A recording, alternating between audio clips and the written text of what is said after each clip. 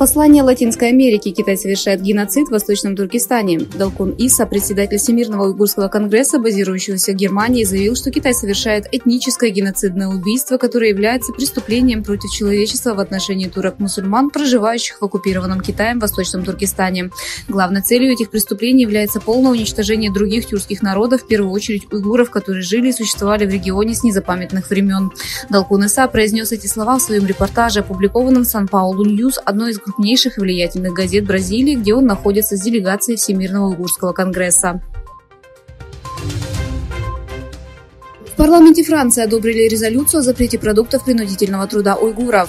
В Верхней палате парламента Франции состоялось голосование по предложению о запрете продуктов, произведенных с использованием уйгурского принудительного труда, внесенное в палату 16 января этого года старшими депутатами от партии «Зеленых» Мелани Фогель и Гийомом Гонтаром. Проект резолюции от 1 июня был принят при полной поддержке 144 голосами. В проекте резолюции говорится, что должно быть введено эмбарго на товары, произведенные с использованием принудительного труда уйгуров, импортируемые на рынки Франции и Европы, а также, что одежда, автомобили и другие товары, произведенные с помощью уйгурского принудительного труда, не должны потребляться во Франции и Европе. Тесла должен прекратить использовать уйгурский рабский труд. Генеральный директор Тесла Илон Маск, приехавший в Китай после трехлетнего перерыва, посетил расположенные здесь заводы. Уйгурское движение обратилось к главе Тесла с призывом отказаться от рабского труда уйгуров. Тревожные сигналы о дальнейшей экспансии в Китае и противодействии Теслы десегрегации свидетельствуют о шокирующем пренебрежении и продолжающемуся использованию уйгурского принудительного труда в цепочке поставок компании, как подчеркивается в недавнем отчете университета Шеффилда Халлама и Номагая. Уйгурское движение потребовало от Теслы немедленных действий, чтобы положить конец этому соучастию в геноциде уйгуров. Си Цзиньпинь. Будьте готовы к наихудшему сценарию в области нацбезопасности.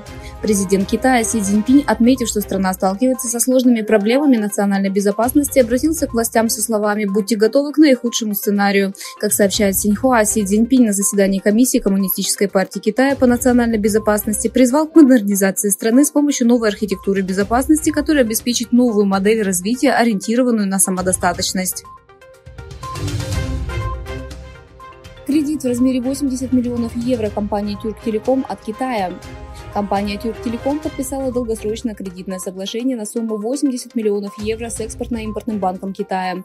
Для финансирования инвестиций, стратегических инициатив и планов роста Тюрктелеком Групп подписала долгосрочное кредитное соглашение на сумму 80 миллионов евро с Экспортно-импортным банком Китая, первоначальный банк-кредитор и банк-посредник в рамках страхования Синосюр. Сообщение для Тайваня из Китая. Мы не исключаем применение силы.